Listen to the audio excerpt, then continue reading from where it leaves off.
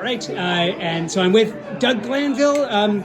So the director of the FBI recently announced what he described as the insider trading saga of the NBA. Something like 30 people have been arrested for an alleged illegal gambling ring connected to the NBA, and then one player and one active head coach have also been arrested for, even kind of throwing games, being sick, just kind of insider trading. So I wonder if you could just respond to the scandal to the extent that you've been following it, what you know about it.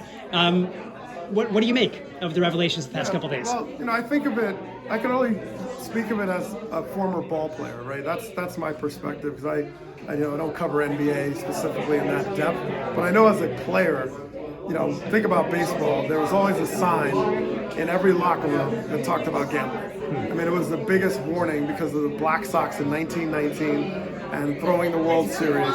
So that was always taboo about, like, you're not going to gamble. Certainly you're not gambling on your own sport, right? So that's sort of where that came. So my sensibility is around the sort of integrity of the game, and like you not showing a product on the field that you're compromising because you're doing something to not give your best effort, right? So that was just sort of, that's like the first way I go with it, right? And it's such a very challenging balance to figure out the stakes in gambling and then the sort of the integrity of the sport and how that can like synthesize. And so when you were a ball player, was this something you talked with your colleagues about? I know, again, you were in the MLB, not the NBA, you're talking about a different sport, but was this something that was just like on the mind of players about, you mentioned the sign in the locker room, but was it, tell me how prominent was it that you were thinking about the risks to the game, with the risk of public buy-in to the credibility of the sport if it were gambling? Well, there's no question it was present, and the reason it really became prominent, or that discussion,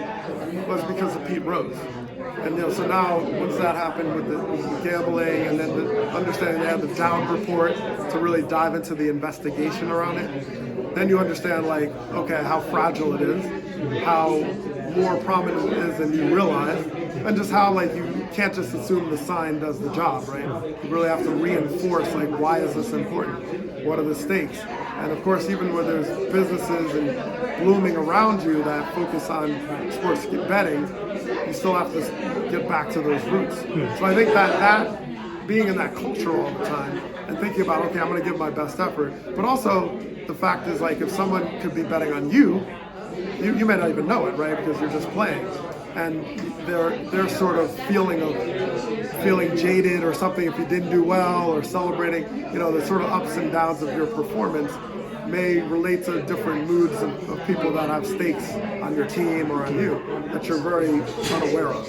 And so that puts a very different curve on it. And I don't know how that's going to play out. I know there's certainly a lot of concern, especially with this investigation. Other sports are now, like, making sure that they have, some vigilance around it. In baseball, there was 2 pitchers with the Cleveland Guardians that were investigated and were suspended indefinitely, that they're trying to understand, like, because the other element, they have the smaller bets, like the micro bets or the prop bets, those relate to, like, one pitch or one swing of the bat. And so that makes it, people are engaged, but then they're engaged on these type of stakes. So my last question for you is, how much you think this matters right now, this kind of scandal? Obviously, this is not, maybe not the biggest thing that the FBI is dealing with, but they have a very big press conference. Obviously, a lot of people really care about what happens in professional sports. Online sports gambling has become, a much bigger industry, obviously, in the past decade or so. And you, being both a professional ball player or former and also an analyst of sports, just give us your assessment, at least based on what you know right now, about how much do you think the public, the sports carrying public, should care about this scandal? It's just indictments right now. It's not. No one's been convicted of anything, but what do you think? Well, if you love the sport, and there's so many fans that, and they love their team, they certainly want to feel like, it's honest, right? I mean, that's just fundamental, right? Because you have this sense of meritocracy in sports that you play, and it's like you play by the same rules, and there's fairness, and there's no external factors that are moving things one way or another in favor of. And we have the same questions in steroids in baseball. So there's always something that, it's a moment, right, to kind of say, to reset. So this is that moment, because I feel like it's the beginning, right? It's just the beginning of one sport and another, and we've seen stuff with all the sports now, in some respect, of like those concerns. So the vigilance has to always be high, and the fans have to, speak out and be like, hey, this is what I want my sport to be. And maybe they certainly are showing that, okay, if there's a space for them to coexist, which exists now in the business of sports betting, and how do we coexist in the healthiest way that maintains the integrity of the game?